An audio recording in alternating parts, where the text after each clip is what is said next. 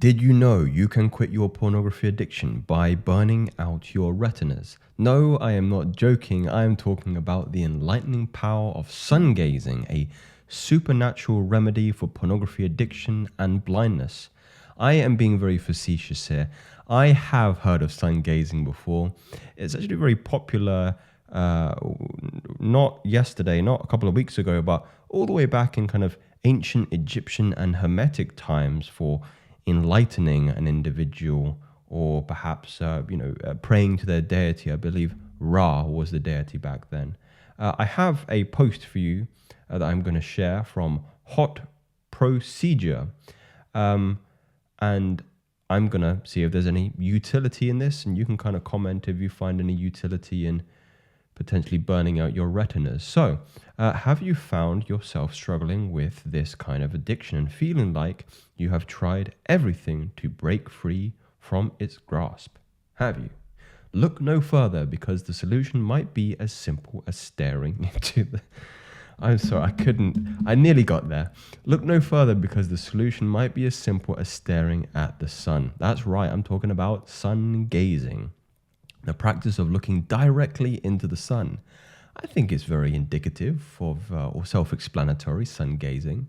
The benefits of sun gazing go far beyond breaking free from this addiction, though first and foremost, sun gazing has been linked to heightened levels of serotonin and endorphins, the feel-good hormones in our bodies. Now, a little bit me introducing some rational thought here. Of course, the sun, I believe, is our friend. I mean, it's never going to be a next door neighbor, but I believe there's a lot of health benefits and serotonin and endorphins and, uptake of vitamin D, which always has an influence on our body's immune response and all that. Certainly. But I'm not going to argue that not getting sun exposure is bad for you. I'm never going to argue that.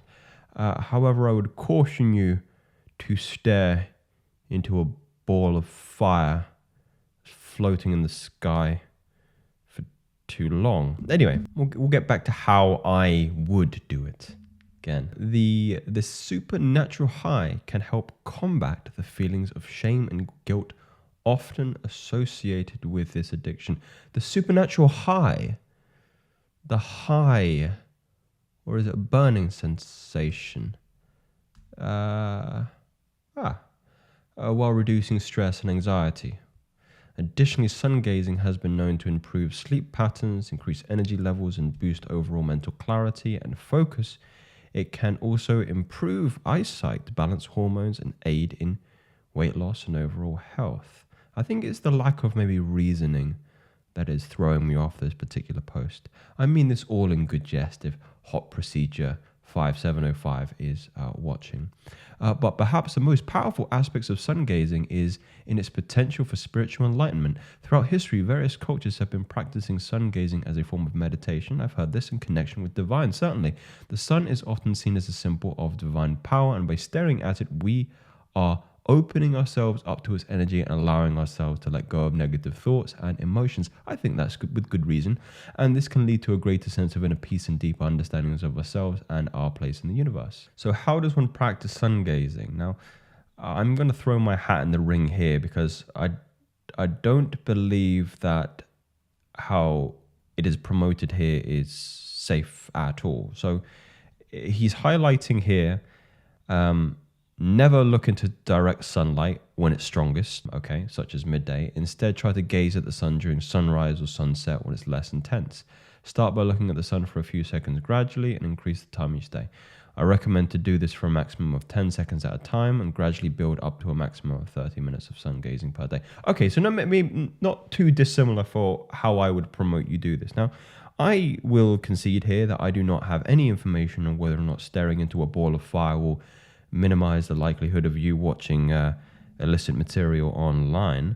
However, sun gazing has a long history. How I would do it, I would definitely not start off with 10 seconds. I would start off with 1. And in my maybe minimal research, I'll concede this, I believe sun gazing is actually more a consequence of looking directly into the sun for a moment, like a second, and then closing your eyes and using your eyelids, and you're still looking at the sun, but through the protection of your eyelids. Your eyelids are very thin, Obviously, they're not very thick, and you're still going to get the permeation of the vitamin D into the softness. Like, it's very delicate, the skin there. If you just brush, your eyelid, it's very, very delicate, very, very sensitive skin.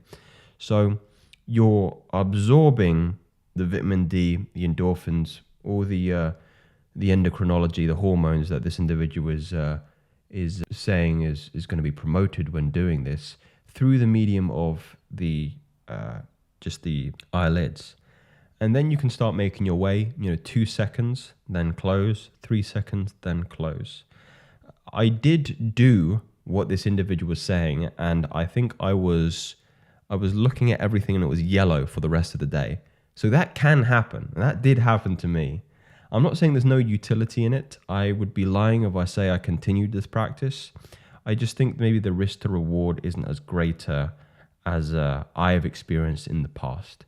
But that's not to say it doesn't have any utility. If you are going to try this, I would suggest going slow. Perhaps one of you can be our guinea pigs.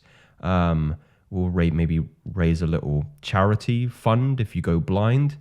And you can let us know if you found it resourceful or not, as you bump into walls and doors and other inanimate objects. There is a caveat here about consulting a medical professional before starting this practice, but for those who struggle with this kind of addiction, sun gazing can be a powerful tool in order to do this. And there's a lovely image of a man who has just burned out his retinas.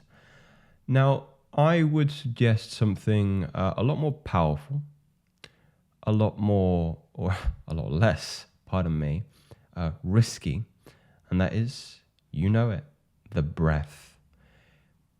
Look, this habit comes at a source of being unable to self-regulate oneself. The adult material is not the problem. It is you being irrational, impulsive, and reactive when a sexual urge arises. So in order to get in front of a sexual urge is being able to control and change your state, to control and change your alchemy, your inner chemistry. How does one do this? One does this through the medium of the breath. The breath is very uniquely placed between the two branches of the nervous system. It is the only thing, and you can influence the autonomic nervous system by consciously breathing. You haven't been conscious of your breathing throughout this whole video. I mean, maybe some of you has, but if you say you have, you're probably lying. It is so important that we manage the breath, the prana, if we're going to go into, Vedic terminology, which influences Shakti, which is sexual energy, right? And in a more scientific and Western vernacular, you're doing this by controlling the nervous system. You can influence the bioelectrical energies in your nervous system through the medium of the breath.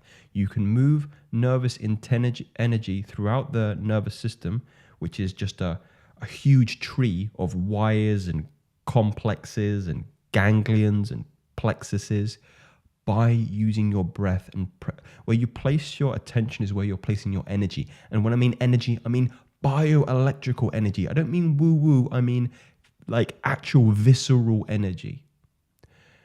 Join my Patreon.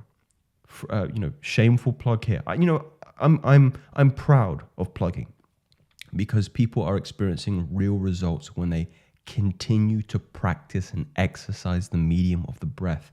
And this has so many profound influences beyond just mitigating indulgence, addictive behavior, lust, desire, whatever you want to call it, into other areas of your lives. And this is a lot less risky than losing your eyesight. No bad can come of this. This is a foundational, unique, potent, and remarkably potent, I think I said that twice, potent squared tool. Those are not theories, the facts. Speak soon.